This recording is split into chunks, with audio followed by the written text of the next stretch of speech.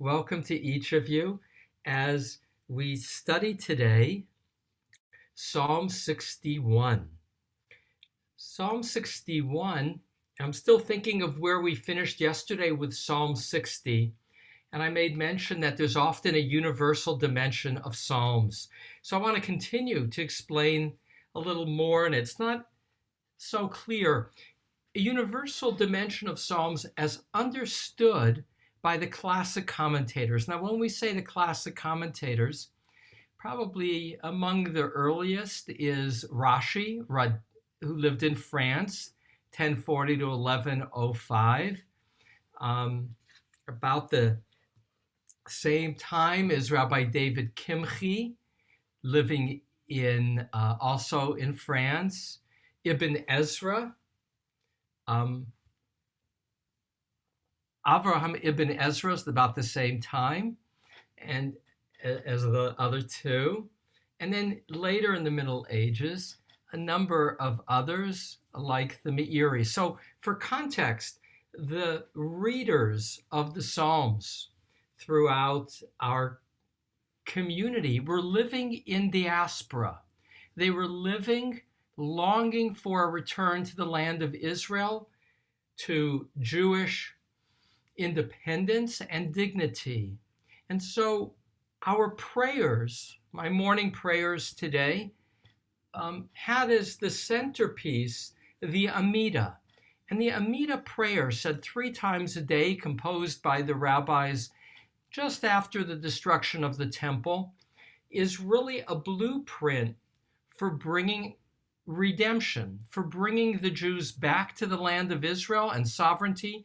But what is distinctive about the prophets and distinctive about the rabbis and their understanding of that trajectory is that the future is a messianic future. Not only will the Jews be brought back to sovereignty and rebuild a temple to be close to God, but that will be a harbinger for world peace, that Israel will be a light to the nations. And the rabbis will debate this messianic future. Some, like Nachmanides in Spain in the 13th century, for him, it will be a transformation of nature itself. So when it says the lion will lay with the lamb, or the wolf will lay with the lamb, he takes that literally, that there will be a transformation in nature and harmony will reign. For Maimonides, taking that same line, he will see it as only a metaphor for mighty nations will be at coexistence with weaker nations. For Maimonides, the Messianic era will be natural. It'll be where the philosopher is the king who will inspire a world of harmony.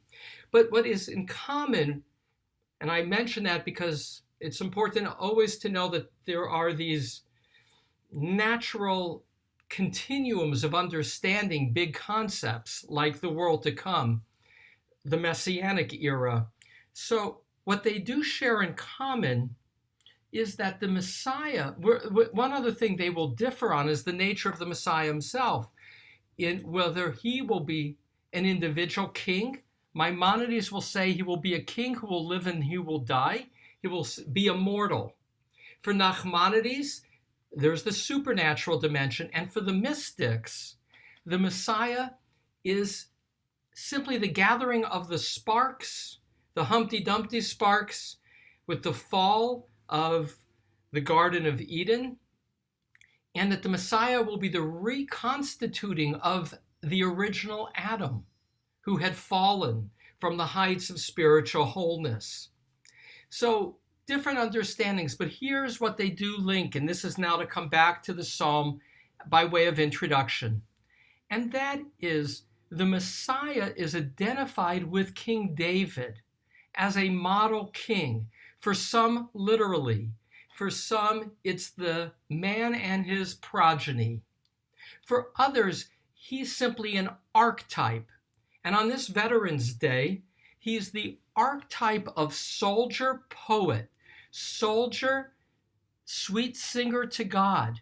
And the Psalms, the 150 Psalms, with 74 of them attributed to David, he becomes the soldier who united the tribes for the first time, creating that sense of dignity and strength that would allow his son Solomon to build the first temple, a symbol of celebrating closeness to God. And so the rabbis will have a line in the Talmud. It's not in the Torah. It's not in the Mishnah. It's already in the latter conversations of the rabbis. Talmud being edited in Baghdad in about the year 500, composed in many ways of conversations of earlier rabbis, including rabbis in Israel. And there will be the following line that we all know. Here's a piece of Talmud you all know by heart. David Melech Yisrael, Chai Chai V'Kayam. David Melech Yisrael, Chai Chai V'Kayam. And I've never learned the hand signals well. But what those words mean are, David Melech Yisrael, David is the king of Israel. Chai, he lives. Chai Chai V'Kayam, he lives, may he endure. So that's a song that we sing without thinking about it. That's a celebration of kingship, and as if the trajectory is indefinite. David may be long gone, but yet we learn and sing a song in celebration that is messianic. That's again the obsession of the Jewish people. Every time we pray, a trajectory forward to a time of redemption, seeing God as a necessary vehicle for that redemption, but we're still, if you will, essential. God may be the vehicle, but we're driving. We got to put our foot on the pedal. It's a partnership. And that also is the theme throughout Psalms. We have to wait for God, but when God comes, we got to be there to, again, put the foot on the pedal. And so with that, Psalm 61, I've entitled, Enthroned Forever Before God, from the closing lines of this psalm. Listen to the two of the three closing lines, and I'll put it up in a moment, but I'm still kind of getting a running start for a very short psalm. Days upon days for the king may you add. May his years be as many generations. May he be enthroned forever before God. Kindness and truth apportion, that they may preserve him. So again, David Melech Yisrael, Chai V'Kayam. And indeed, we will have images of that echoing here in this psalm for David. With that, let me put up the psalm and then talk a little afterwards, talk a little bit about some of the artistic weave, the repetition of words. I will just highlight before I begin to read that this psalm is split in half. If you don't count verse 1 or see it as only an introduction, you have 4 verses, 2 to 5 that are a request, and then verses 6 to 9, which is focused on the monarchy. Once again, even though this is called a Psalm of David, we don't know if it was written by David or if it's written and it's in reference to David, written at a later time. David, again, being the image of the ideal king.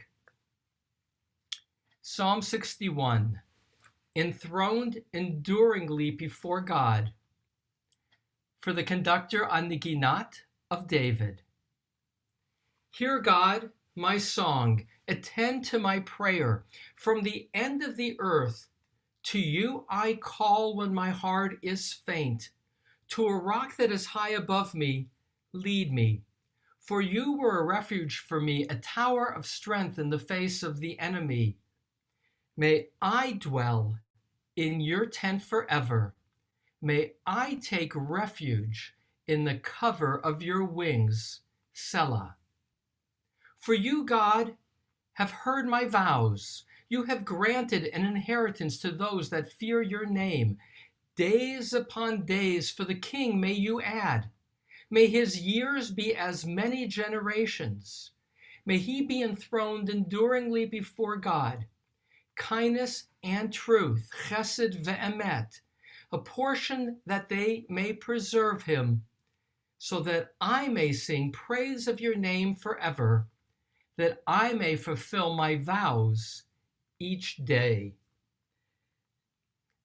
And you can see when it shifts to talking about the king in the third person, verse 7 and 8, may he be enthroned enduringly before God in verse 8, it leaves the question, is David singing of himself in the third person?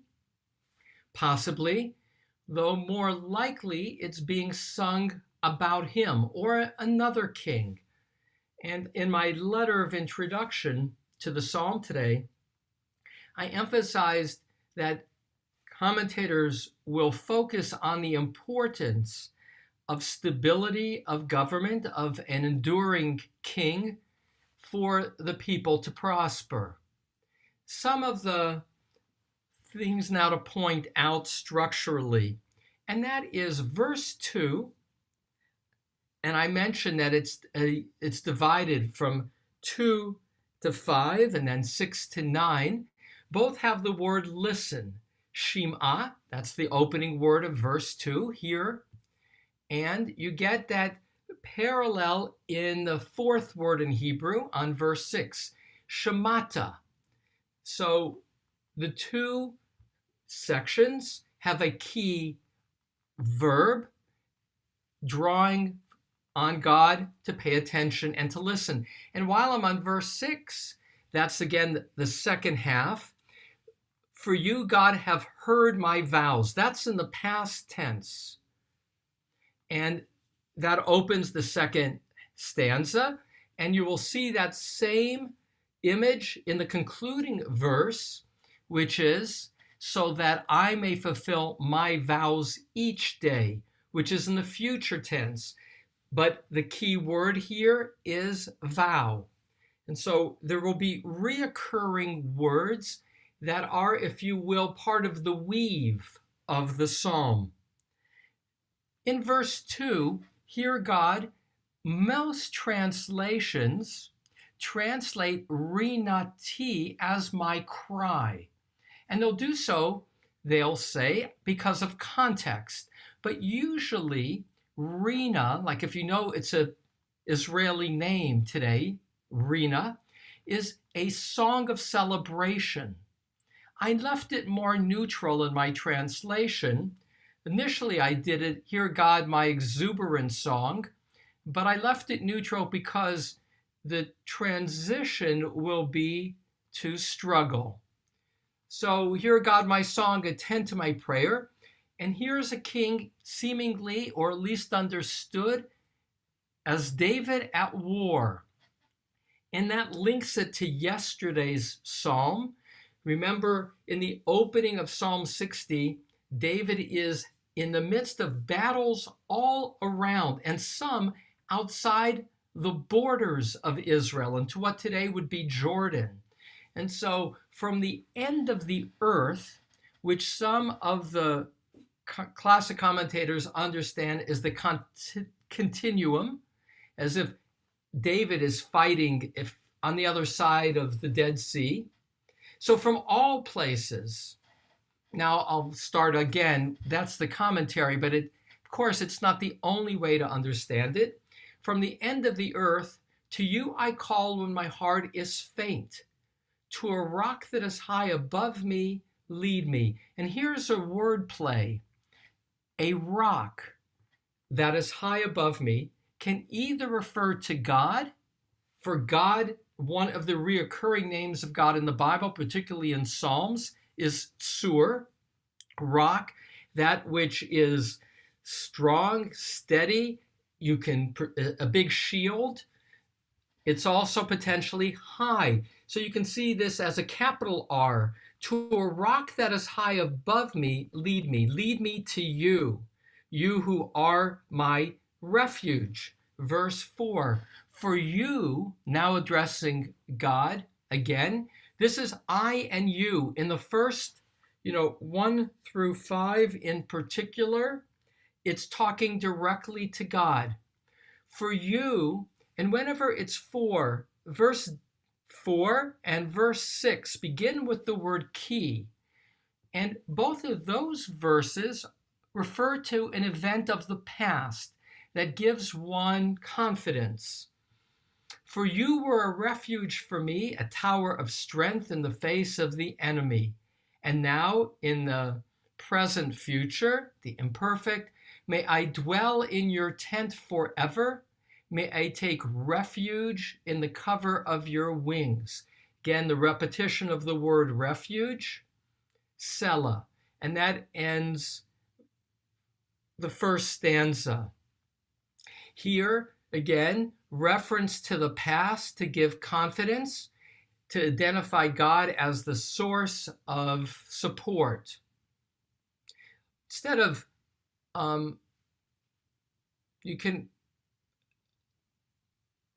verse 6, again, is past tense. So there's this going back and forth. For you, God, have heard my vows. And vows here is a technical term. A neder, not unlike Kol Nidre, the prayer of Yom Kippur, is a vow, but of a of a particular kind, usually.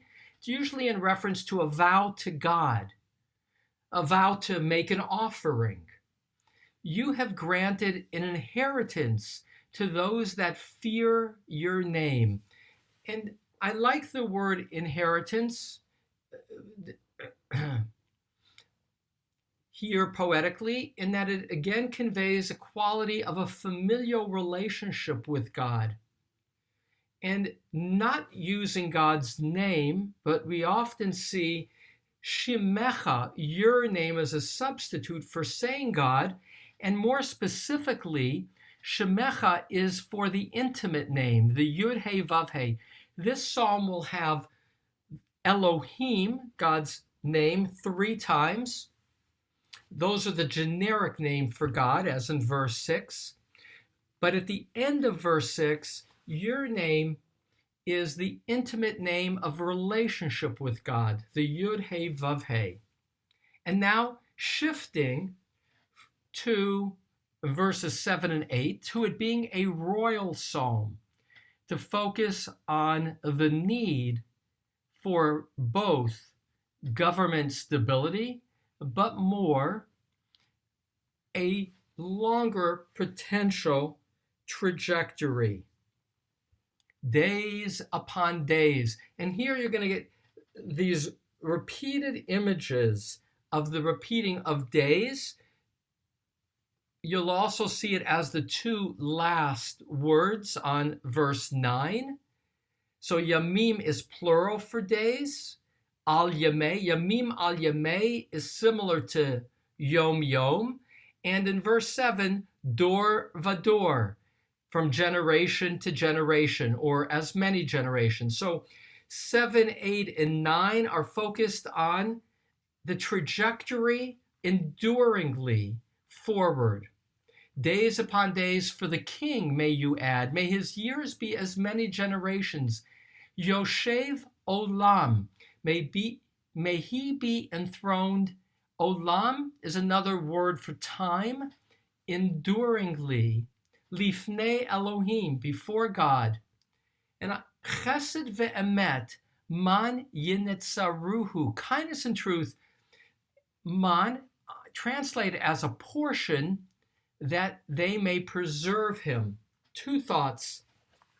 And that is what gives continuity to a king, which is constantly emphasized in Torah, are chesed ve'emet, kindness and truth. Yesterday we saw a version of emet on the flag, on the banner of Israel. Chesed ve'emet is often the two qualities identified with God, that God is kind, and it's a kindness that many of the commentators identify and link to the covenant, that it's the fulfillment of covenant that is the quality of kindness. And emet can mean reliable, or as we saw yesterday, or trustworthy, underscoring that the ability to hear truth, to speak truth, is an essential identity of God, and it is an essential ingredient of God's kingship and more. For a human king, the prayer that will allow endurance is kindness and truth. And the rabbis do a wordplay with the word man. Here it's translated, as it's often translated, as to divide or portion, that they may preserve him. Again, it's kindness and truth that preserve the king. But the wordplay that you get in the rabbinic midrash is man is also manna, the food, the nourishment for the Israelites in the desert. That what is it that will, if you will, sustain, nourish the king's longevity? It's kindness and truth. That alone, this is a beautiful poetic wordplay for conveying what is essential. And then the last is Cain. That's the first time it appears. And Cain is, kind of like, may it be so. Cain means literally yes, like proclaiming, in reference to this prayer for the king's longevity. Yes, may it be so. And what we've seen is a recurring theme, that the goal of the psalmist is ultimately to praise God, to be in service to God, to worship God. May it be that the king has longevity so that I may sing praise of your name forever. La'ad, another word related to time. L'shalmi nedari, so that I may fulfill my vows yom yom, each day. And as I noted, the word neder appeared earlier, but in the quality of I've made vows to you, let me fulfill those vows in the future. And so to pull this psalm together for today, this is a royal psalm. It's a psalm that celebrates kingship on Veterans Day. It does so in the context of acknowledging the need for strength, the need to take on, as in verse 4, strength in the face of an enemy, because we do live in a world in which there is always the possibility of war, of danger. It is sad but real that fighting is at times part of our world. And David becomes an exemplar of fighting. And like any fighter, as we've seen in some of that history of David, it's kind of a mixed experience in terms of quality of ruthlessness at times. But bracketing and putting that aside, there's the image of God's protective wings in verse 5, that God gives shelter, that God gives the ability to rise to higher heights, and to do so feeling as if kings can thereby endure imitating God, namely with chesed ve'emet, with kindness and truth, sustaining a king, in order that there is stability, and stability enables the temple, stability enables worship, and stability enables the fruition of what is possible in the best of humanity in the trajectory of a messianic future. And I'll just pull it together with where I started. And that is in Greek thought, as Rabbi Harold Schulweis taught In Greek thought, the world was circular in terms of history. It was a return season to season. For the rabbis, history was a spiral, returning and rising, with God as creator promising the fulfillment of creation, which was an enduring world of stability, which for the rabbis was symbolized by an enduring reign of a model king, a messianic king, often identified with King David, as in this psalm. So, with that, as a sharing of Psalm 61, Enthroned Forever Before God, on this Veterans Day, in which we again pause to acknowledge those who have served our country and served us and still do to protect us. Any thoughts about Psalm 61?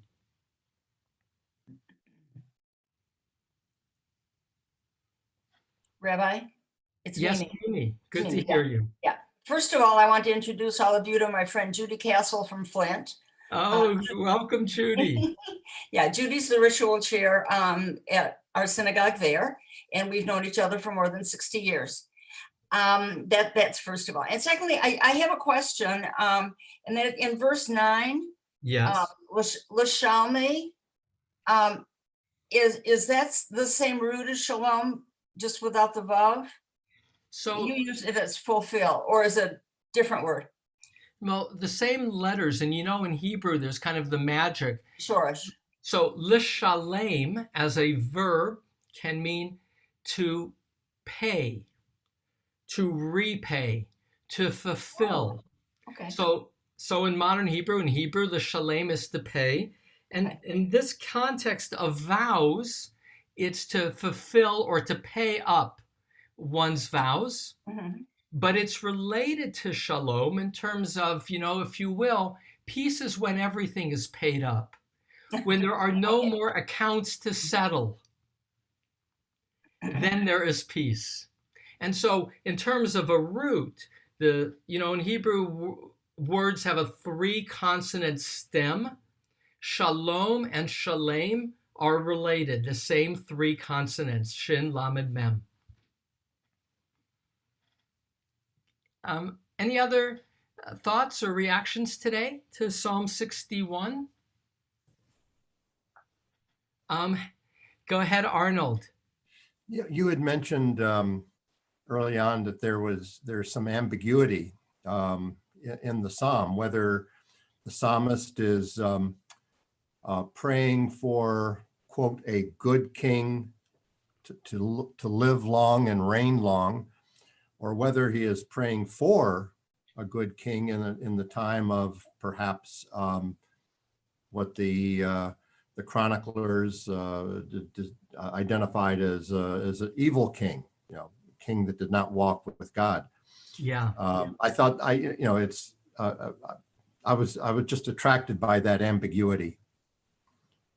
And so again, what is remarkable about Psalms as religious literature, authorship is the great ambiguity. And it's meaning that because the very nature of a religious poem or prayer is it's not about the one writing it, it's about what's being expressed to God. So the first reaction in terms of that comment, Arnold, is that there's this implicit ambiguity in the psalm itself in terms of its historical context and setting. But what is unambiguous is the nature of the king sought. And that's chesed ve'emet, a king who will endure because of kindness and truth. So those, in that regard, in terms of bad kings and good kings, clearly what is sought is a king that reflects God's way, which is understood consistently as chesed ve'emet, kindness and truth. One closing thought or comment? I have 2. Marvin and then Hal, and then we'll pull this together. Go ahead, Marvin. You have to unmute.